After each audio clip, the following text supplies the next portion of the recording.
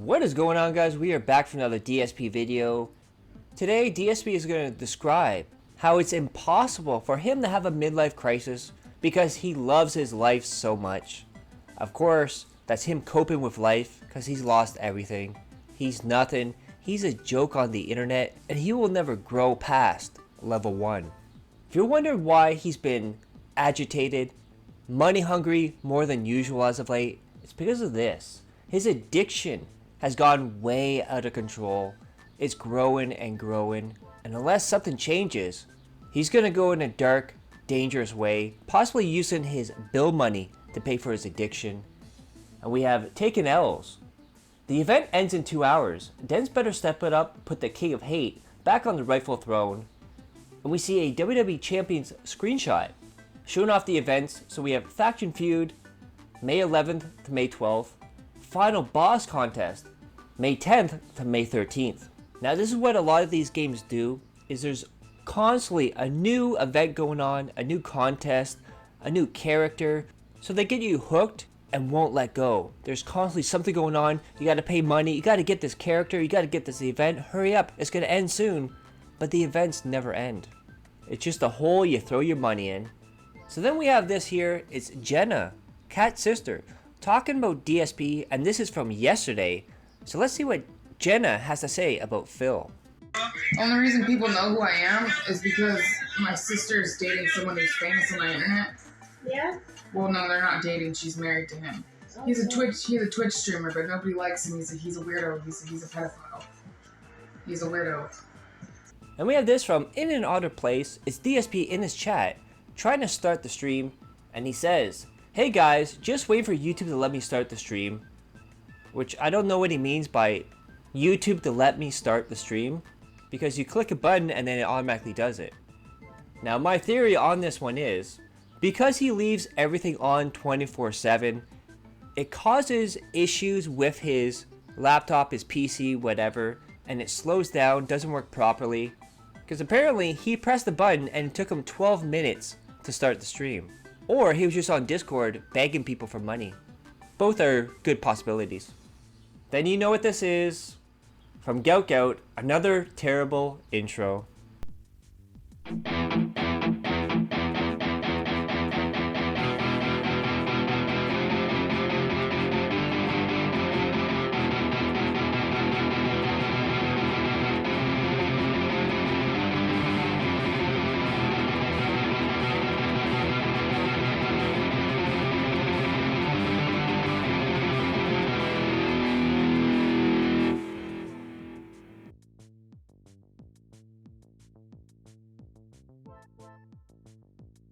Then DSP decided to talk about his back yet again.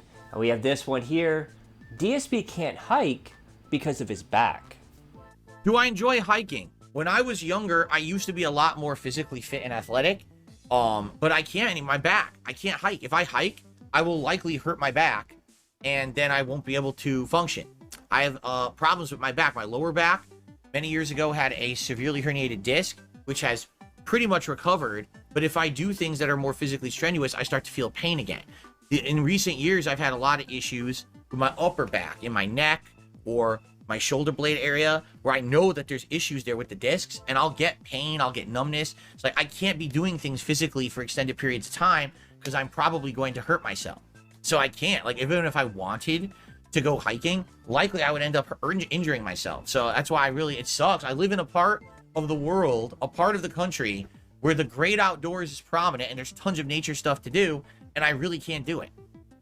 It sucks. But at the flip side of that,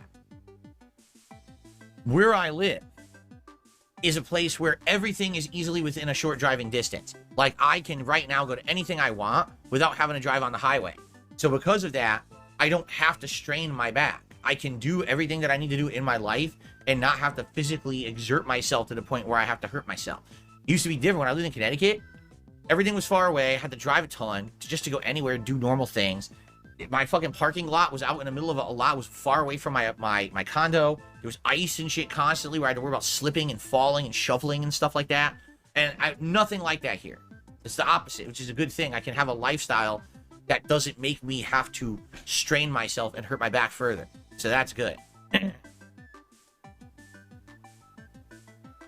Then DSP went on his moral high ground, saying how he's better than everyone else because he never had to step over anyone. And we have this from In an Otter Place. Phil says he's not a failure because he didn't want to be big, and he hasn't stepped on people to get where he is. Rambo, Howard, Respect the Pack, Dutch Brothers, Arkham, King Be Cruel, to name a few. And we have King Be Cruel at the bottom. One day, he will have no one due to his shitty attitude and demeanor. That day can't come any sooner. And we have Otter again. Massive cope session about being on level 1. Phil is a normal person like you and doesn't do things for money. And shout out to Snore Hogan for the clip. Will I ever change the name of the podcast? Why would I change the name of the podcast, Drew? Well, what's wrong with the Level 1 podcast? Don't you like that name? I think it's a great name. It's become synonymous with me and my content. It's a great, catchy name. Everyone knows it. What's wrong with that name? Exactly. I'm at a loss. Why do I need to rebrand? Exactly. When will we be level 2? To 672. Why do we ever need to be level 2? Is that not the point that I've been making all along? That there's different levels of success that you can have in life. And those people out there that have insane amounts of views, insane amounts of popularity, insane amounts of money, they can be up there where they are. I don't care. I'm happy being down here, normal person on level 1 like you. I don't need to be some sky-high fucking celebrity to be happy and successful in my life. Right now, I am happy. So why would I need to pass level 1 when level 1 is great? Right? Not everyone in life is obsessed with becoming viral or growing to be celebrity status, or, you know, normal people don't need that at all. Normal people are happy to just exist and have some positivity and share that positivity with others and have a good life for themselves. I don't need ginormous viral success. I don't want it. I never wanted it. When I started on YouTube in 2008, it was a hobby, and I never thought it would ever blow up. When I started to become popular, I was like, all right, I'm happy where I am. I'm not going to change and sell out and become this fake person, which is what everyone wants me to be, in order to get the bag and make money and whatever. I'm just going to be myself, be true to myself, and see what happens. And now here we are, some almost 16 years later, and I am where I am, and I'm still able to do this for a living, and I'm still happy, and I have a great family, and I have a great hangout session with you guys every day. And I have no problems with that whatsoever. So why do I need to be above level 1, right? Remember? That's what Keemstar said. That's where the name came from. That I'm forever stuck on level 1. I like level 1. A lot of people like level 1. We don't all have to be big egomaniacs trying to be the absolute best person on earth. We're not all at cutthroat competition with each other. Some of us are just happy to be good people and share those great positive experiences with others and just say, leave me alone. But that's what some people don't get, who are egomaniacs. They just think, I've got to be the best. I got to be the best. Better than everyone. You know? I literally just explained that, Maximum Turbo. You didn't hear it? So, a year or two ago, Keemstar was insulting me publicly on his Twitter account. And he did this big rant video about me, right? And in it, he said that DSP will always be stuck on level 1. You know, everyone else surpassed him. He's a loser because he's stuck on level 1. To which I responded, what's wrong with level 1? It's a nice place to be. To have a small, dedicated following of people who like who I am and what I do, to be able to do my own thing and not have to abide by anyone else's rules or answer to anyone else because I don't have sponsors or partners or have to worry about, oh, I'll piss someone off and lose a big revenue stream or something like that, right? And the fact that I can have this positive, intimate relationships with you guys every day, we can talk like this, right? If I were bigger, we wouldn't be able to do that. And the fact that I've been running for 16 years and I'm still able to make a living, right? But that's what some people just don't understand that. They think, well, that's failure. That's failure? Why exactly is that failure? Explain. Oh, well, you could have been way bigger. If you had ridden the trends and did all the viral things, the thumbnails, the clickbait titles, the drama content, and all of that, you would have been much bigger. I don't care. I don't want to be bigger. I really have no intention of being bigger. I like where I am. I like who I am. I like that I never had to change to get ahead, and I never stepped on people to get where I am. So, basically, I'm the anti-Keemstar, and I'm very happy with that. That's where I got the name from. He used it as an insult. I used it as a badge of honor. I'm happy to be at level 1 and still successful. Thank you for telling me that. And now I will proudly display that every day when I start up my stream. Soul Potato says, very few people are ever content in their lives, so I'm happy for you. Well, this is the thing, like I've been saying, it's not possible for me to have a midlife crisis. It's literally not possible. I'm 42 years old. This would be when I would have my midlife crisis, right? I can't have one. My life today is better than it was when I was younger. When I was younger, I was unhealthy. I was alcoholic. I was lonely and depressed. I didn't like who I was. I didn't know where my life was going, right? Like, my younger self is the inferior version of myself. Today, I look better than I ever did before. I know that's sad because my face is disgusting, but I still actually look better than I ever did before. I feel better than I ever did. I have a better job than I have ever had. I have a great home life with my family. Like, this is the better version of me. So that's what I mean. Like, why? How could I have a midlife crisis? It's not even possible. I'm better now. I would never want to go back to the days when I was younger. I don't like myself from when I was younger. When I was a dumbass troll in the Street Fighter community, I don't fucking like that. I don't ever want to go back to being like that, you know? It always kills me when DSP says, I don't want to be bigger. I want to stay where I am. I'm content where I'm at. First off, the whole point of life and YouTube is to grow, to evolve, to try and get bigger and bigger. And when a new game comes out, he always says, this will bring more attention to the channel. It'll bring more people out. But you don't want more people. You don't want more attention. You're satisfied where you're at. And then you complain about your money and how you're not making enough to pay your bills.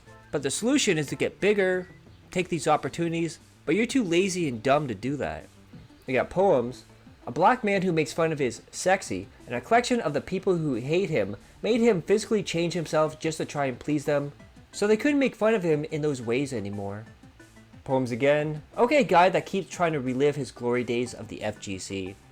See, at first, my mind always went to Al Bundy. The more I thought about it, I was like, maybe this is not the right comparison. And then Keemstar was doing his stream, and he made a better comparison. You see, DSP is not like Al Bundy. He's Uncle Rico from Napoleon Dynamite, in every single way. Then DSP tried to humble brag about his quote-unquote healthy lifestyle and how his body has changed. We have Otter. Calm down, people. He's a happily married man. You have no chance.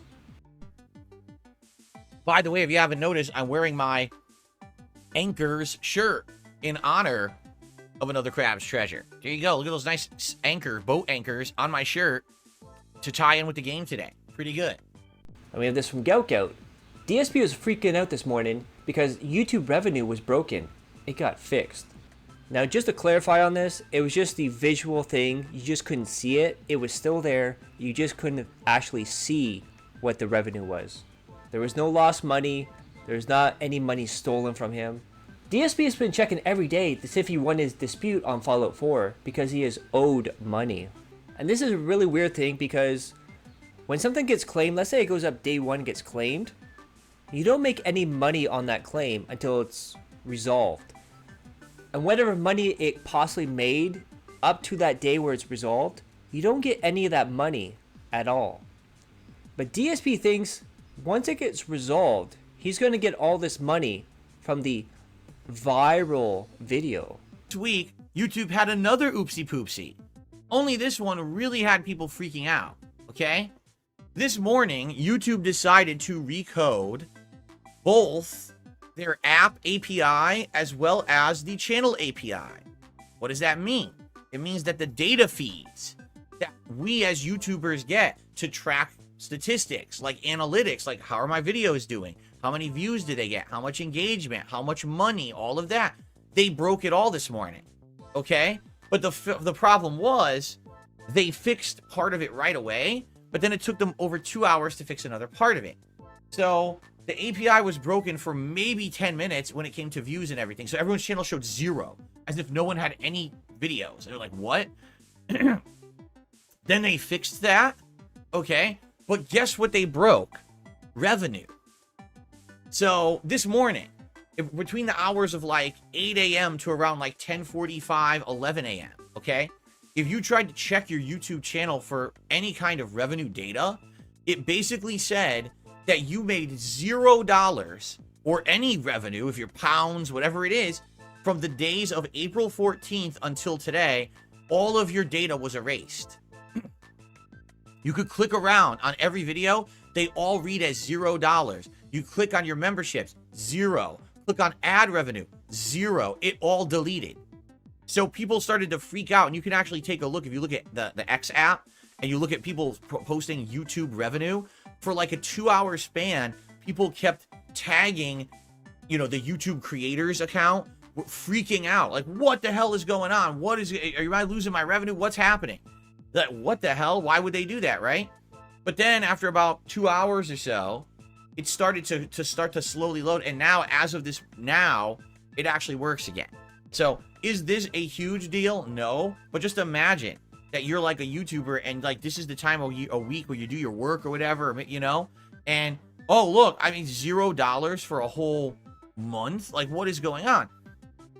Someone like me, yeah, this would affect me huge. Imagine if they screwed up and it wasn't a 2-hour screw up, but a 2-week screw up.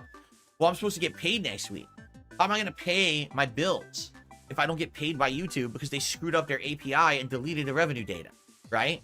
So this is a problem. YouTube infamously makes these F-ups, and then they try to fix them hurriedly after the fact. There's going to be a day when they're going to break something and they can't fix it right away. You know what I'm saying? Like, this is dumb that they just allow the coders to have free reign of the site and not test anything. How do you let them break all the data on the site? They literally broke every piece of data and then had to hurriedly within 3 hours fix it. It's like, that is so dumb. So anyway, is it a huge deal? No, it's not, because they did fix it right away. But it's just another example of YouTube always screwing up this whole site and then having to fix it fast. It's just dumb. And it's like, I feel like at one point they are going to make an error they can't just hurriedly fix, and something's going to hit the fan. You know what I'm saying? But for now, at least, it was just kind of a temporary thing. For me, I was eating breakfast. Like, for me, I wasn't freaking out or anything. I was like, so I'm having my bagel, and I go to check my videos.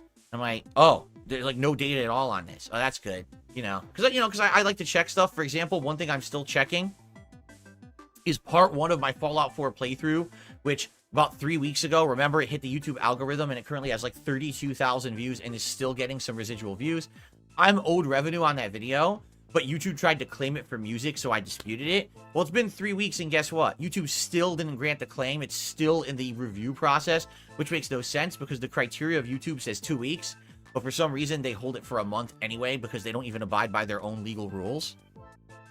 So I'm still waiting on that, and it's like, every day I try to check, hey, did it clear up yet? Hey, did I actually make some money on that video, considering how well it did? And it's nothing. It's like, wow, nothing on that video. I can't make any revenue on it until they clear this up. Absolutely love when he goes on a huge rant, freaking out about money, and then follows it up with, it's not a big deal. I'm not freaking out. You're so bad at this, Phil. You're so bad. Then he started wrapping up the pre-stream, and he was at $2. Of course, if tips are low, Phil freaks out because he has to feed that addiction. We have Otter. I hope everything is working as you're not giving me money. Hint, hint. But once again, I hope that everything is working. The reason I say that is we have 0 contributions on the YouTube side today. Not a single super chat, not a single membership, not even a membership notification. So I hope that things are working because, like I said, YouTube was broken this morning. I do hope that everything's, fine. I can't tell. It's a rarity when nothing happens on the podcast, so that's why I'm a little nervous of like, maybe they broke it or something. I hope they didn't. I really hope they fucking didn't. I saw this morning, like I said, I tried to open one of my videos in another browser and an ad did play, and I was like, okay, so it must be working. Then later this month, DSP plans on doing an indie event where he plays a various amounts of indie games, which, by the way, in the past he said, indie games don't work on my channel. Nobody likes them. He also tried Little Kitty Big City, Harold Halibut, Pal World, among others, and they all failed. So let's do a whole event out of it. What a great idea from Big Brain Brunel. Then not only that, he's also going to play the games to determine if he likes them before the event. And we have Otter. Did I understand correctly that DSP is going to play the games for his indie marathon on Wednesday week to see if he likes them or not? Doesn't that defeat the purpose? Then he went into his DSPN Square Enix puts all their eggs in one basket over Final Fantasy 16 and it didn't pay off. Quality business analysis from Philip P. Burnell, the man who can't even afford the basket, let alone the eggs. Then Phil got a tip with bad English, so as always he's criticizing the spelling and grammar, yet he always knows what Jade says. Then he started to backtrack after the backlash he got over the Marvel Rival story. DSP can't keep his story straight about what publishers are doing with influencers now. Now he's saying Marvel Rivals was the first game to ever make people sign a contract, saying they can only say good things about it before they play and review it, which is absolutely not true. Tons of games had it before this. Then we're gonna jump to Helldivers 2 on the night stream, and look at that, yet again, view botting. Apparently there was 3.9k people watching DSP play Helldivers. I would be surprised if 3 actual people were watching him. He told people ignore it, it's just detractors trying to get him in trouble. I believe at one point it went up to 4.6k. And then Theo points this out. Apparently live chat replay has been turned off for DSP's videos. So he just found out about chat replay. And you know, you can't have his begging on there. Can't have him being toxic on there. Can't have the chat trolling him in the videos. Then we have this from Poems. Unless someone drops $100 on him, this game is done. He's resorting to fake stunts now to try and make it seem exciting. There. No point in going there. Ow. What the fuck? I looked at the chat. It says the tall pillar like rock. I look back, I'm dead. I lost 100% of my health instantly. I don't even know what happened. I missed the entire thing. What the hell happened? I don't know, Phil. Maybe in a shooter, you should watch the game, not the chat. Because, you know, people shooting at you. Then Helldivers was held up by 2 people. There was a $50 tip and a $43 tip. Yet that's not enough. The corner demons, the addiction demons, they're all coming for DSP. Guys, one person has provided 84% of the level of support I expect on every stream. I've reached a tier 1 goal, but feel free to give me more. DSP, one person regularly provides the bulk of your support. So what's different today? Alright. So guys, thanks for chilling with me. I appreciate that, you hanging out with me as I play another Crab's Treasure. If you like the content, if you like this playthrough, support it if you can. Thank you so much to August for the very large tips and allow me to hit the tier 1 tips goal and for the membership. But anyone else, okay guys, if you like the stream, please support it. You know, right now it's pretty much August who supported the entire stream, but we got 2 hours coming. Anything appreciated. A super chat, a membership, a gift to membership, a tip, all would be great today. And thank you in advance to anyone who supports the stream. Okay. I apologize, that was actually for the crab game, but he did the same thing on Helldivers, where it was held up by 2 people. Then he went on the daily rap, and he complained that only 2 people supported Helldivers through tips, even though he made over $100. And even though they supported him, he finds the game boring. He doesn't really want to play it anymore. He's gonna rage quit it because only 2 people tipped. You're an idiot, Phil. Then we have some throwbacks here. From that being said, did you know boring playthroughs with boring commentary are intentional? Then we see a screenshot of Phil saying how if a game is boring, his commentary is going to be boring. If a game's exciting, his commentary is going to be exciting. So it all depends on the game, how the playthrough goes. And says, if the game is repetitive and boring as shit, the playthrough will probably be boring as shit. This is intentional, as it accurately reflects the quality of the game. Then we have this from That Being Said, shows off a tweet from DSP from 2017. The condo in Connecticut can't house 2 people and 2 businesses. The internet isn't good enough to constantly stream. There are thousands in added taxes. The funny thing about this one is right after this, he moved to Washington and didn't pay his taxes. So if you guys like that, click that like, share the video, leave a comment below, hit subscribe to my other channels on the details of the end cards. And as always, I love each and every one of you. Hope you're all safe, healthy, and happy. Peace and love.